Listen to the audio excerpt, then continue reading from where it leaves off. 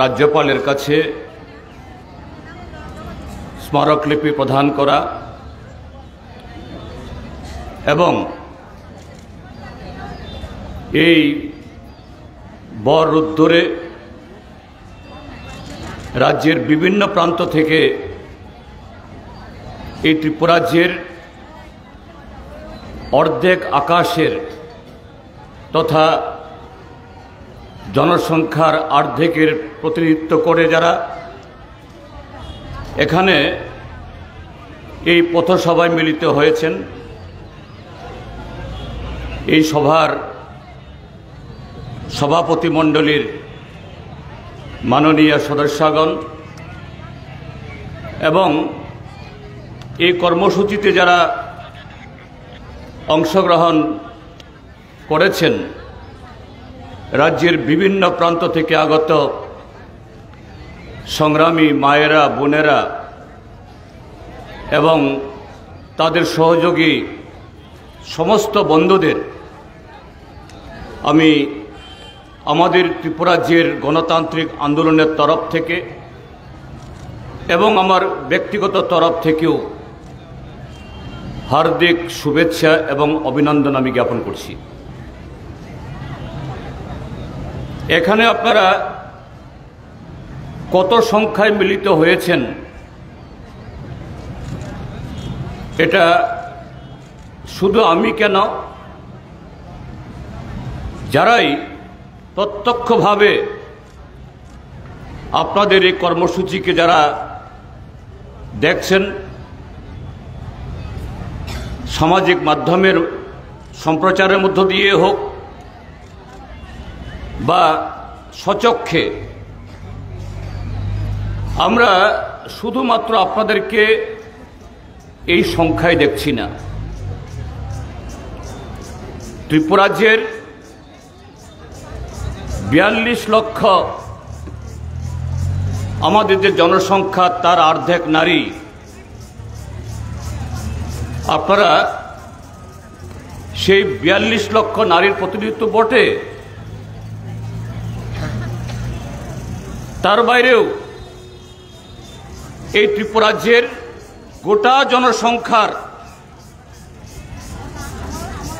তাদের ক্ষোভ, তাদের আশা, তাদের আকাঙ্ক্ষা,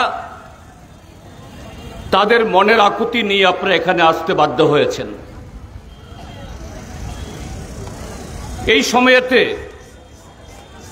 নানা কারণে জনসংখ্যার অন্যান্য অংশের মতো আপনারাও সংসারের তার ঘানি টানতে গিয়ে নানাভাবে ব্যতিব্যস্ত। তার মধ্যেও একজন মা হিসাবে, একজন বোন হিসাবে আরো অতিরিক্ত শুধু আর্থিক না, আর্থিকভাবে, মানসিকভাবে, সামাজিকভাবে নানাভাবে আপনারা ভারাক্রান্ত। এই সময়েতে বোর্ডের পরীক্ষা হচ্ছে, আপনাদের ঘরের ছেলে মেয়ে, নাতি নাতনি তারা জীবনের একটা খুব গুরুত্বপূর্ণ একটা কর্মসূচিতে অংশগ্রহণ করছেন। প্রায় প্রত্যেকেরই কিভাবে তারা তাদের এই জীবনের পরীক্ষায় তারা অংশগ্রহণ করতে পারছেন, সে কারণে একটা মানসিক যন্ত্রণা। অন্যদিকে আমাদের দেশের বর্তমান যে সরকার এবং এই রাজ্যের সরকার, যাদের পরিচালনায় ভারতীয় জনতা পার্টি, ভারতীয় জনতা পার্টি মানে এটা তার বাইরের পোশাক। ভারতীয় জনতা পার্টি বা বিজেপি এই দলের আর্থিক কর্মসূচি হোক, সামাজিক কর্মসূচি হোক বা রাজনৈতিক ভাবনা চিন্তা সব কিছু আবর্তিত হয় আরএসএস তথা রাষ্ট্রীয় স্বয়ংসেবক সংঘ আরএসএস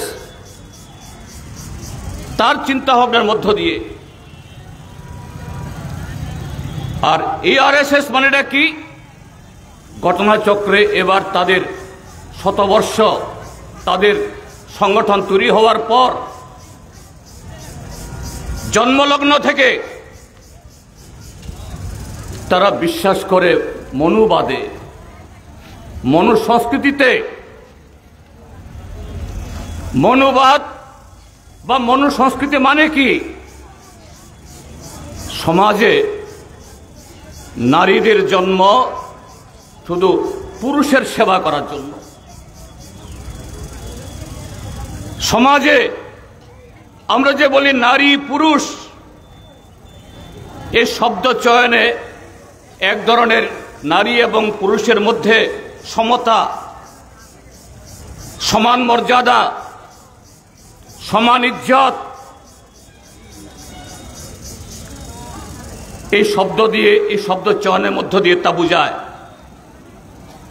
কিন্তু মনুবাদে বলা হয় যে না, নারী শুধু পুরুষের নিমিত্ত, তাকে পুরুষকে সেবা করার জন্য, সে নারীকে যতটুকু দেয়ার, তার সম্পর্কে যতটুকু ভাবার, এর বাইরে নারীদের আর কোনো অধিকার নেই। আজকে আমাদের দেশের সরকার, ভারতীয় জনতা পার্টি বা রাজ্যের সরকার, কেন্দ্রে নরেন্দ্র মোদীর নেতৃত্বে, রাজ্যের ডাক্তার মানিক সাহার নেতৃত্বে, এরা মুখে যতই বেটি বাঁচাও, বেটি পড়াওয়ার কথা বলো, তারা লোক দেখানো। এই সেদিনও আস্তাবল মাঠে একটা জনসভা করে গেছেন, তাদের ডুবন্ত নৌকা বাঁচানোর মরিয়া চেষ্টা হিসাবে জবরদস্তি করে কিছু লোককে এখানে এনেছেন। এখানে এসে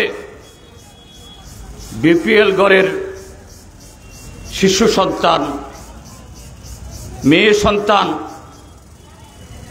কন্যা সন্তান বা যে মাধ্যমিক 12 পাস করলে পরে বালিকারা যারা ভালো রেজাল্ট করবে, তাদের জন্য কিছু এরকম কর্মসূচি ঘোষণা করেছে। এগুলি সব লোক দেখানো। যদি আজকে দেখা যায় গোটা ভারতবর্ষে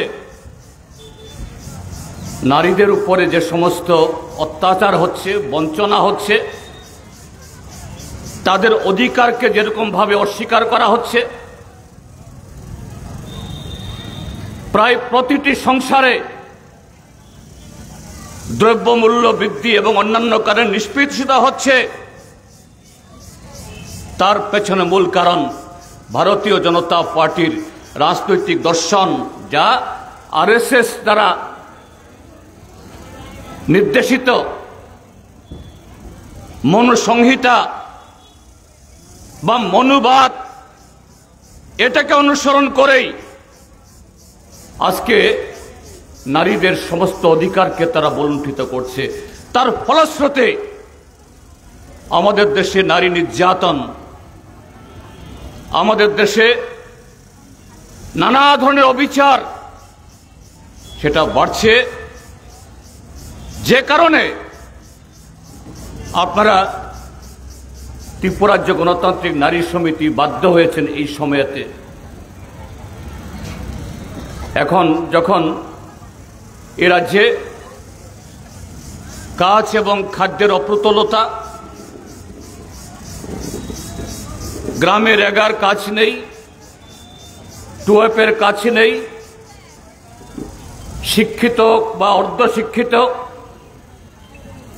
গ্রামীণ বা শহরের যুবক যুবতী তারা কাজ পাচ্ছে না, হন্যে হয়ে ঘুরছে।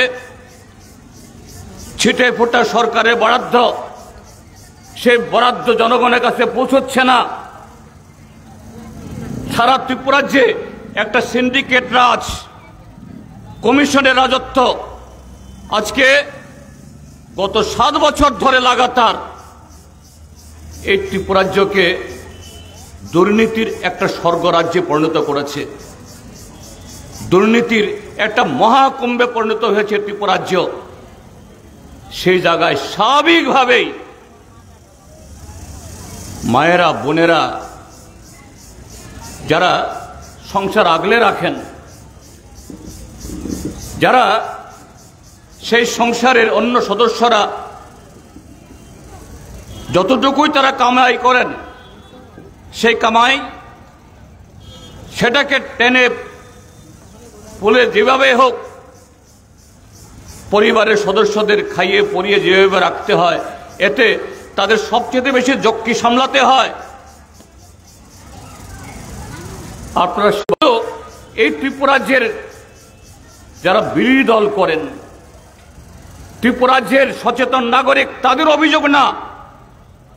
যদিও সরকার নানাভাবে অস্বীকার করেন, কিন্তু ভারতবর্ষের স্বরাষ্ট্র মন্ত্রক, যে মন্ত্রীকে দায়িত্বে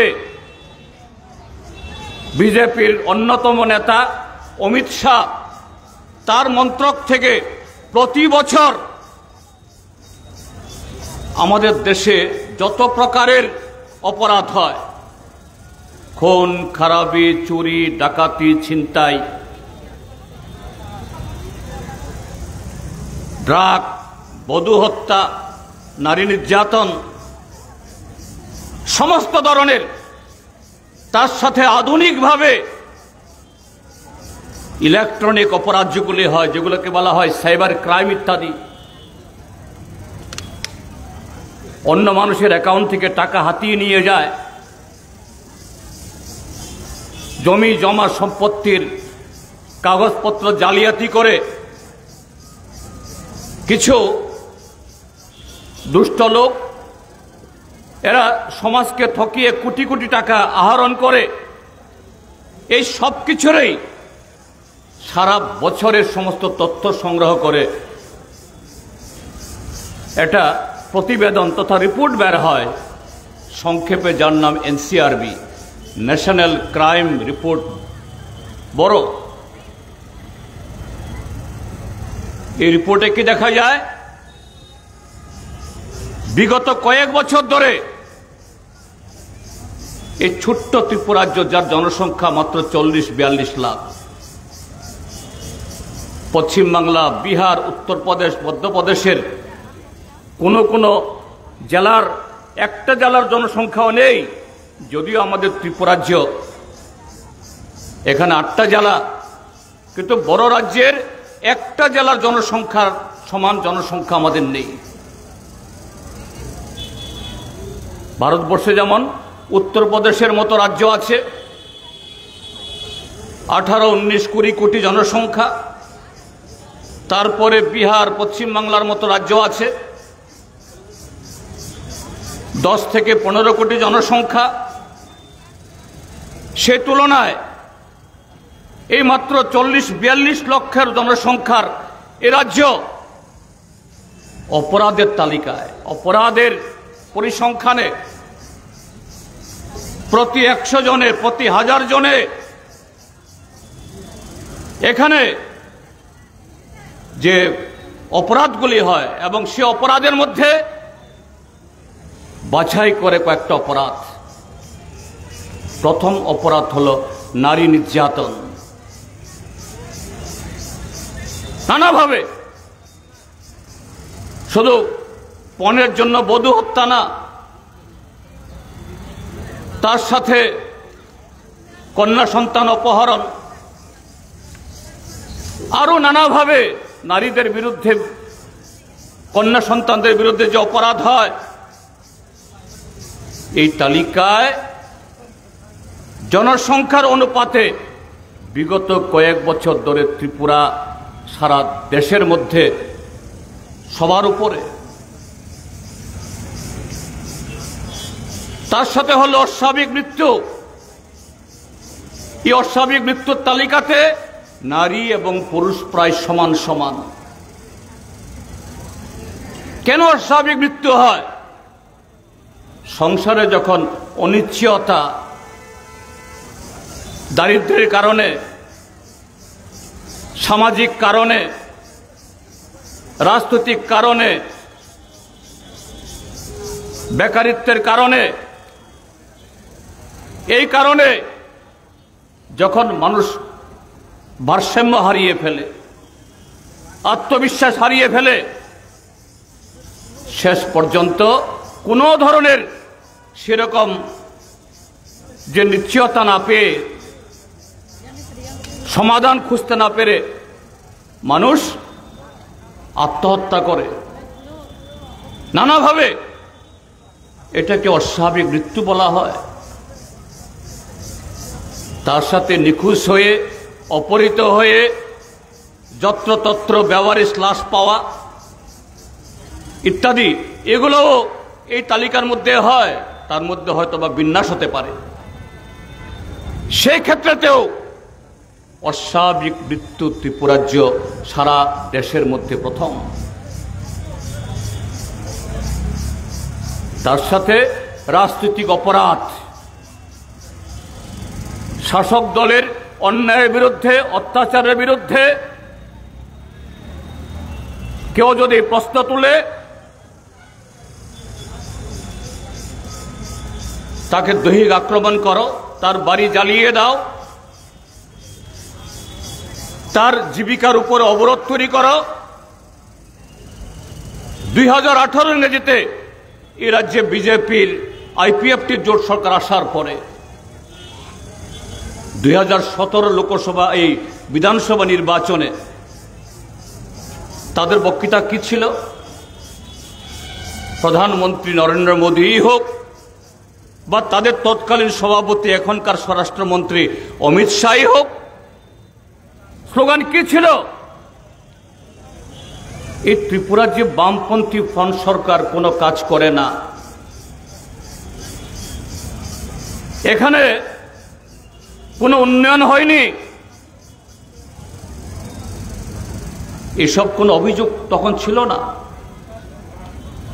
মানুষকে ভরকানোর জন্য তাদের বক্তৃতা ছিল বামফ্রন্ট সরকার 25 বছর যা করেছে, যদি বিজেপি আইপিএফটি জোট সরকার তৈরি হয় তাহলে তার দ্বিগুণ হবে।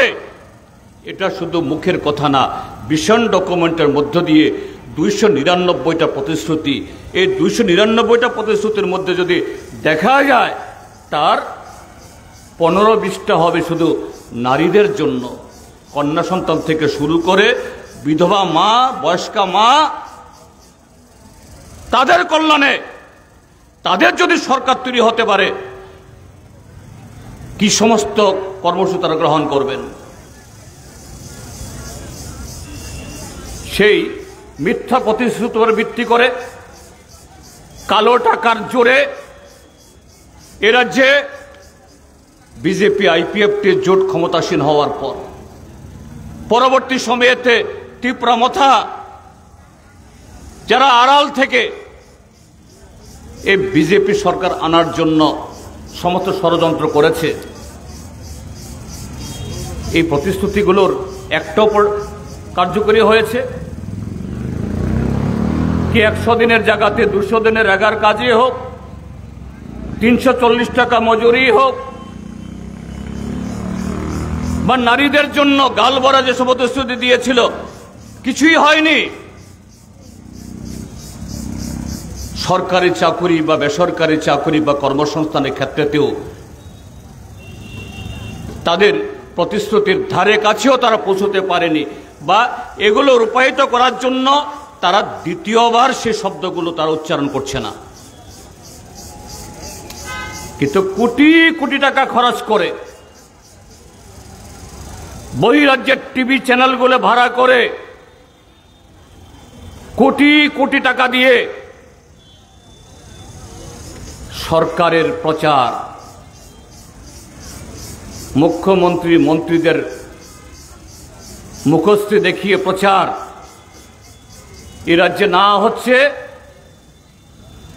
গ্রামীণ বা শহরতলির যারা দৈনন্দিন কাজ করে তাদের কর্মসংস্থান, না হচ্ছে শিক্ষিত অর্ধশিক্ষিত বেকার যুবক। আমরাও জানি সমস্ত যুবক যুবতীকে সরকার তাদের পক্ষে চাকরি দেওয়া সম্ভব না, কিন্তু যে কথাগুলি বলা হয়েছিল প্রথম বছরে প্রথম মন্ত্রিসভা থেকেই 50,000 চাকরির জন্য সমস্ত বন্দোবস্ত করা হবে, পরবর্তী সময়েতে 5 বছরের মধ্যে 7 লক্ষ কর্মসংস্থান হবে, 5 বছর পরে আবারও 2 বছর ত্রিপুরাজ্যের জনগণকে নানাভাবে ভাওতা দিয়ে ত্রিপুরা মাতার হাত ধরে আবার ক্ষমতায় আসলো, 2 বছর পেরিয়েছে, তার ধারে কাছেও নেই। বিধানসভাতে লিখিতভাবে তাদের সেই তথ্য উপস্থিত করতে হয়। আগামী 21শে মার্চ আবার বিধানসভাতে তথ্য পেশ করতে হবে। বাস্তবের সাথে তাদের যে দাবি, তাদের যে প্রচারের আকাশ পাতাল ফারাক, সে কারণেই আজকে বেকার সমস্যা, কর্মসংস্থানের সমস্যা, অভাব, মানুষ ক্ষুব্ধ, মানুষ প্রতিবাদের রাস্তায় নামছেন। প্রায় প্রতিদিন 365 দিন ত্রিপুরাজ্যের মধ্যে, ত্রিপুরাজ্যের নানা প্রান্তে এমন একটা দিন বাদ যায় না, শুধু পতাকা হাতে নয়, আপনাদের মতো করে সংগঠিতভাবে, অসংগঠিতভাবেও, স্বতঃস্ফূর্তভাবেও মানুষ পানীয় জলের জন্য, রাস্তার জন্য, রেগায় কাজ করে মজুরি পাওয়ার জন্য, এলাকায় বিদ্যুৎ সরবরাহ বন্ধ, চিকিৎসার সুযোগ পাচ্ছে না, ছেলে মেয়েদেরকে যে সমস্ত স্কুলে পাঠিয়েছে সেখানে শিক্ষক শিক্ষিকা নেই, এমনকি বাচ্চা ছেলে মেয়েরাও রাস্তায় নামতে বাধ্য হচ্ছেন। শাসক দল ভারতীয় জনতা পার্টি, যারা জনগণের এই ন্যায্য দাবি নিয়ে যারা তাদের সমস্ত সংবেদনশীলতা হারিয়েছে, উদাসীন, তাদের টিকে থাকতে হবে। টিকে থাকতে হলে পরে তার একটা ব্যবস্থা করতে হবে। সেই ব্যবস্থার অঙ্গ হল যুব বয়সীদের, নতুন প্রজন্মের একটা ভালো অংশকে নেশা, বাং, গাঁজা, ইয়াবা, ব্রাউন সুগার ইত্যাদি ইত্যাদিতে যুক্ত করে দাও। মুখে খুব সুন্দর মিষ্টি স্লোগান, নেশামুক্ত ত্রিপুরা গঠন করব। আজকে ত্রিপুরা, আজকে নেশাযুক্ত ত্রিপুরা, এটাও ন্যাশনাল ক্রাইম রিপোর্ট ব্যুরোর অন্যতম অঙ্গ। কথায় কথায় তারা বলে এক ত্রিপুরা, শ্রেষ্ঠ ত্রিপুরা, মডেল ত্রিপুরা বানাবে। শ্রেষ্ঠ ত্রিপুরা হয়নি, মডেল ত্রিপুরা হয়নি, কিন্তু নেশা, নারী নির্যাতন,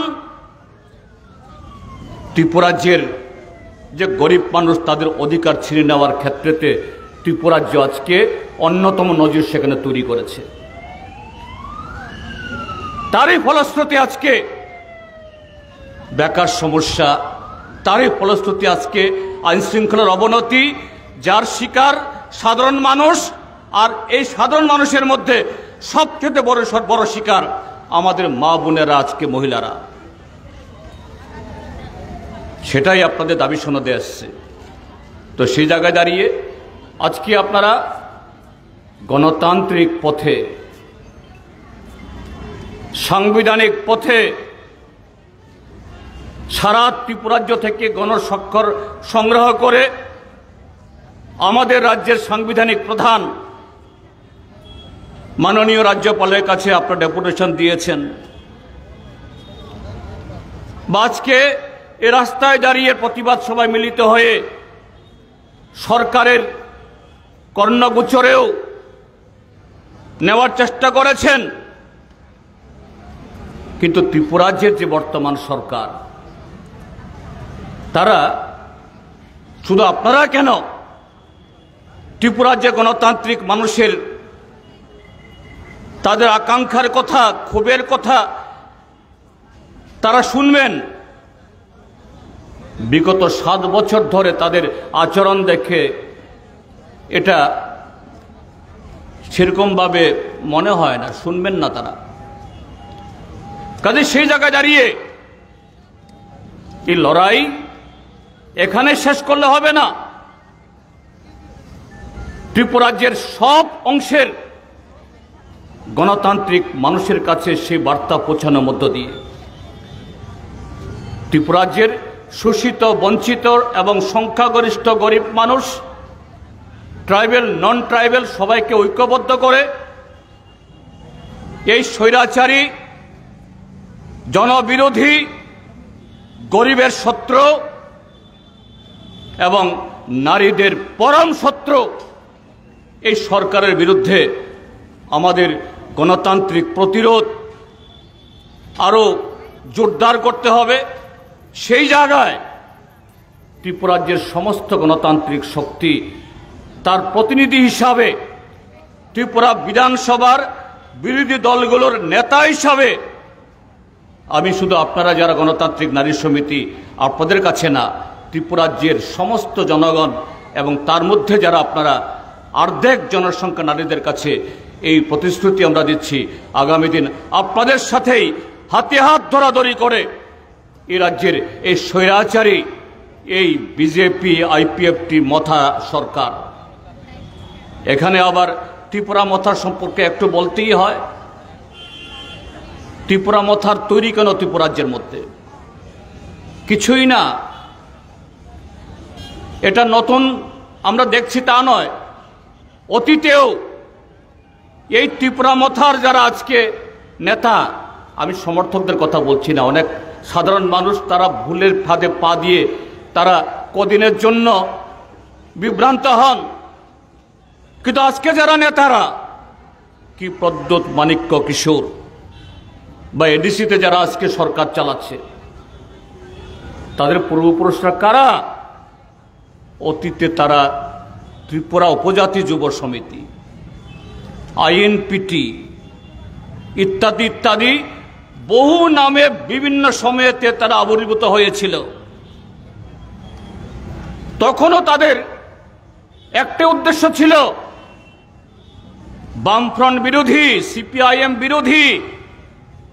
বামফ্রন্ট, সিপিআইএম মানে যারা বিকল্প কর্মসূচির হাত ধরে এই স্থল বেষ্টিত ত্রিপুরা, এই ত্রিপুরাজ্য সে রাজন্য কাল থেকে একদিকে এখানকার যারা পিছিয়ে পড়া ট্রাইবেল অংশের মানুষ, এদের জীবন সংস্কৃতি একেবারে তলানিতে, তার সাথে যুক্ত হয়েছে দেশভাগের অনিবার্য ফসল হিসাবে উদ্বাস্তু আগমনের পরে উপজাতিরা যারা এসছেন, এই দুটি অংশের মানুষের সাথেই তৎকালীন সরকারগুলো নানাভাবে ছিনিমিনি খেলা খেলেছে। বামপন্থী ফ্রন্ট সরকার সমস্ত সীমাবদ্ধতা, সমস্ত ধরনের অসুবিধার মধ্যে দাঁড়িয়েও এই ত্রিপুরাজ্যকে বিকল্প কর্মসূচির মধ্য দিয়ে সাক্ষরতায়, ভূমি সংস্কারে, মানুষের অধিকার প্রতিষ্ঠায়, নানা ধরনের সামাজিক নিরাপত্তা, যা 33-34টা ভাতার মধ্য দিয়ে সারা দেশের মধ্যে এই ত্রিপুরাজ্য একটা উদাহরণ তৈরি করেছিল। নারী নির্যাতন, সাম্প্রদায়িক সংঘাত ইত্যাদি তলনিতে নিয়ে এসেছিল।